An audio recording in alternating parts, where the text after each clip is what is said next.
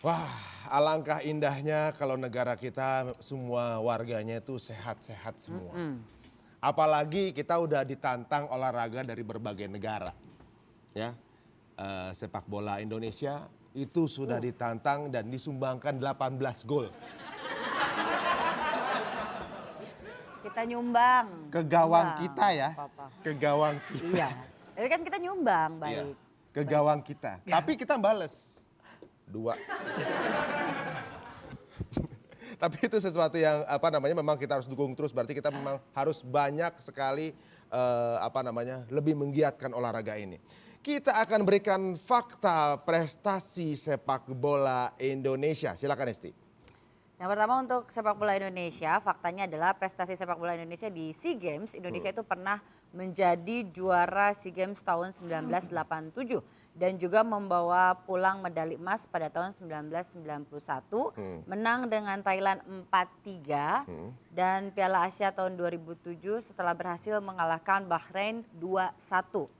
Tapi kalau sekarang Memang kita masih butuh waktu ya. Masalahnya kemarin waktu kita kalah sama Belanda itu kalau nggak salah 2-0 ya? 2-0? 3-0? 2-0. 3-0. Bayangin itu 11 lawan 11. Dulu Pitung sendiri lawan Belanda menang. Kita harusnya bawa pitung ya Pak. Ya itu bawa Pitung ya. Oke, berikutnya sekarang fakta ke badminton. Fakta prestasi badminton Indonesia. Pada pagelaran Olimpiade Badminton, Indonesia itu mempunyai tradisi selalu membawa pulang medali emas. Tapi sayangnya di tahun 2012 tradisi tersebut harus lepas dari kita. Oh gitu, karena apa? Indonesia tuh nggak mau dapat emas karena kita bukan gitu, takut disangka sombong. Indonesia udah punya banyak emas. Mas Ari, Mas Sugeng. Berikutnya.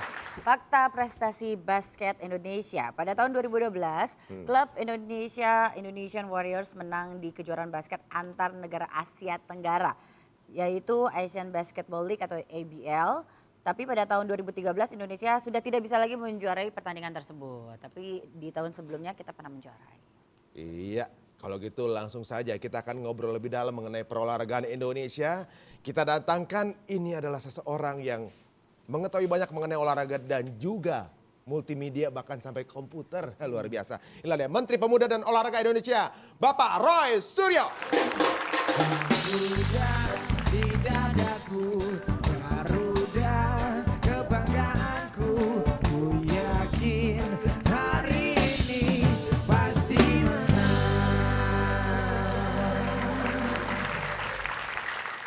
Nah ini kan sekarang kalau kita kembali menilik nih Mas Roy. Ya. Olahraga Indonesia kan sekarang lagi dalam posisi masih belum menemukan pijakan yang kuat lagi nih. Setuju. Nah sekarang ini bagaimana nih?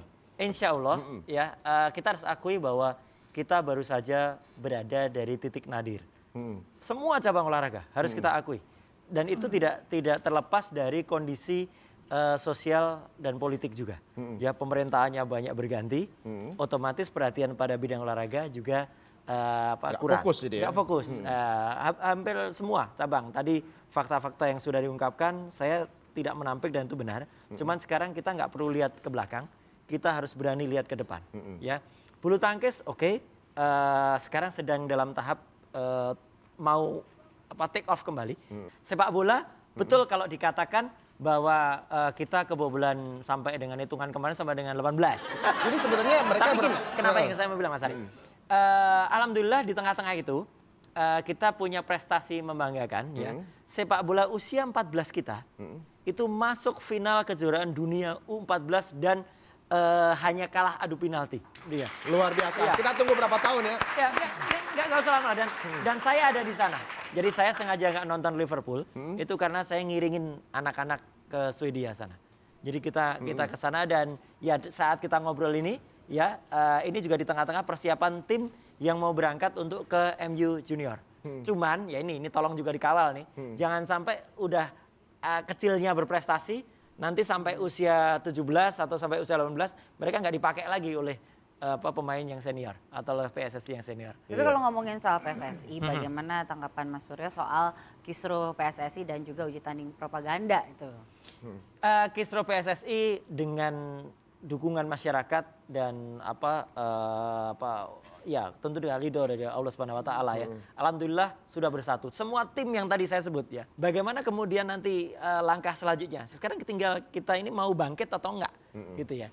Alhamdulillah dengan datangnya banyak pemain ya, datangnya banyak klub-klub. Nanti setelah ini targetnya adalah yang Asia-Asia yang datang ya. Apakah itu Jepang, Korea, Malaysia ya, Filipina itu datang. Jadi supaya supporter itu juga bisa bela tim kita gitu. Ya, berimbang gitu lah ya. Lucunya kemarin tuh kalau kita kebobolan supporter seneng gitu. Karena mereka datangnya, kayak pertunjukan. datangnya Jadi juga mereka dengan nonton. bajunya Iya, ini, mereka datang klubnya pakai bajunya yang lain. Chelsea, mereka datang Iya, tapi nggak apa-apa. Arsenal. Inilah dulu ya. Daripada pengurusnya yang bertikai, mending pemainnya yang bermain. Iya, Daripada pengurusnya bermain, mending main. Kalau soal tuduhan politik ya, terus terang saja saya mencoba memisahkan itu karena memang tidak mungkin itu tidak pisah sama sekali. Tapi jangan sampai memang urusan politik itu mempengaruhi dunia bola, jangan sampai. Tapi Iya. kan emang yang disorot itu karena sepak bola itu adalah olahraga dunia ya. Ketika olahraga sepak bola itu maju, mungkin dengan sendirinya negara juga ikut berkembang dan ikut terangkat maju ya. juga dan ikut Ya. terangkat.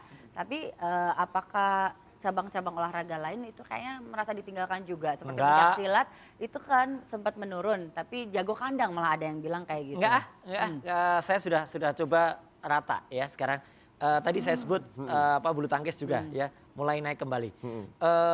Berkuda ya, equestrian kita meskipun tuh baru juara-juara kecil-kecil naik ya. Jadi artinya kita mencoba berpikir semua cabang olahraga tidak boleh terlalu ada yang anak emaskan ya. Tetapi tentu saja tidak mungkin semuanya bisa naik. Kita mesti harus mencari bentuk lagi. Tapi insya Allah lah kita punya sedang membuat format gitu ya. harapan ke sana. Benar Ya. sekali. Dan kita doakan semua moga bukan sepak bola, olahraga Indonesia semua bisa berjalan naik bersama. Tepuk tangan sekali lagi. Ya.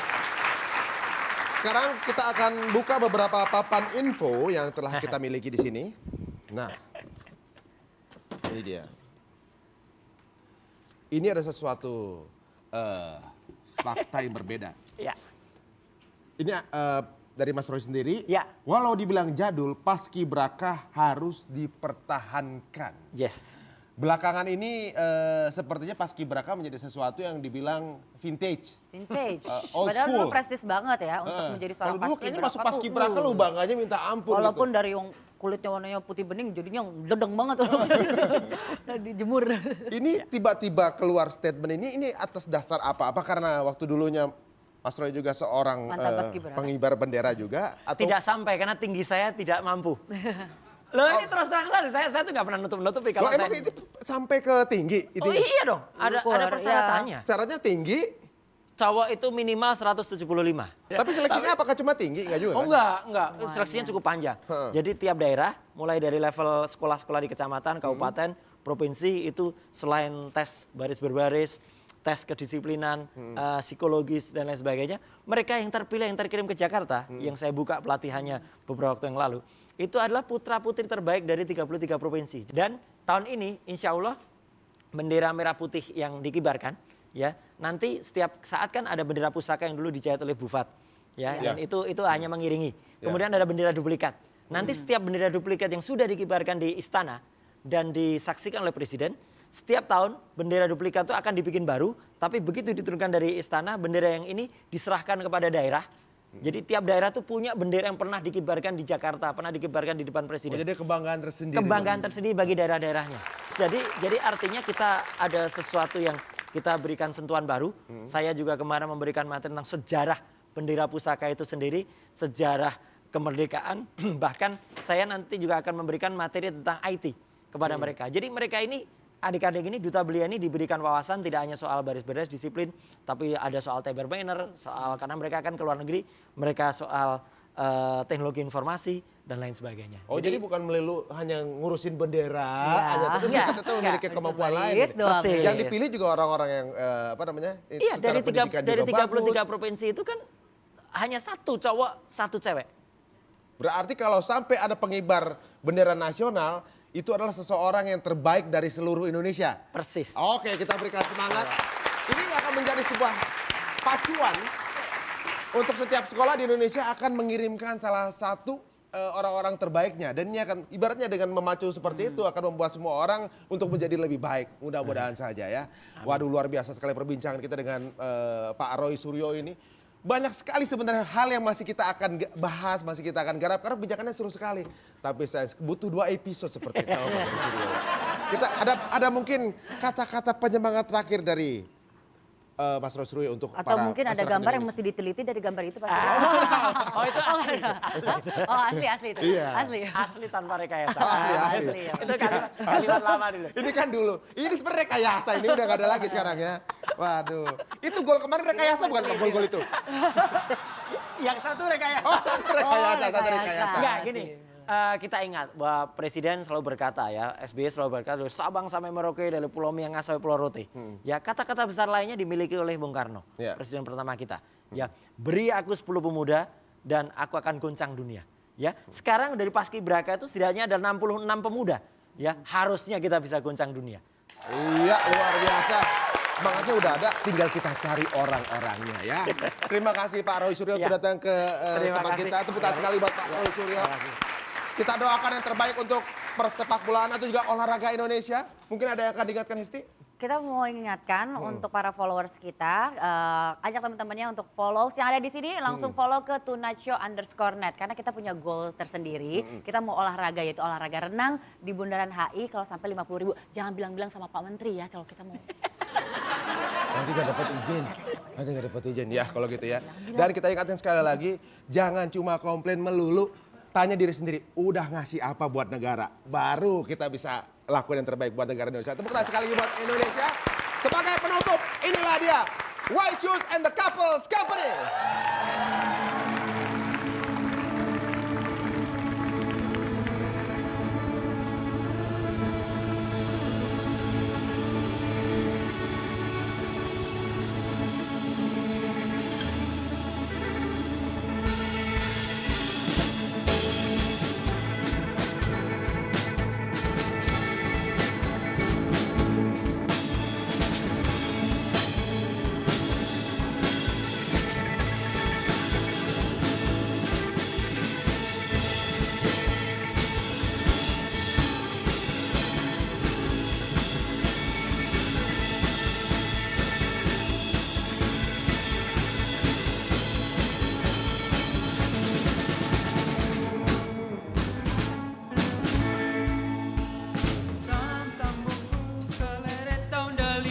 Pakai lembing, pakai paku, tarik belimbing, tangkap satu.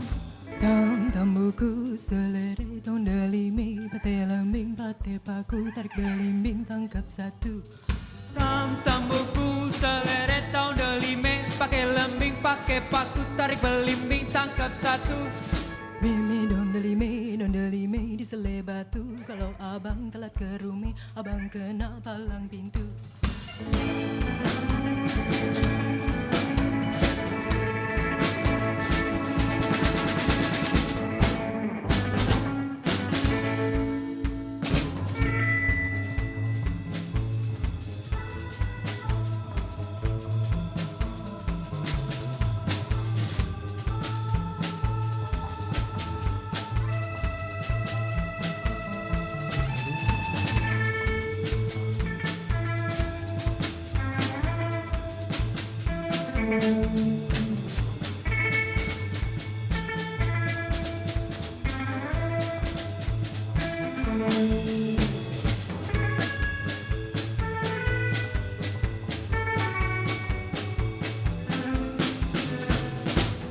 Tam buku ini lagu udah asing, lagu lama kagak basi, diolah direka lagi.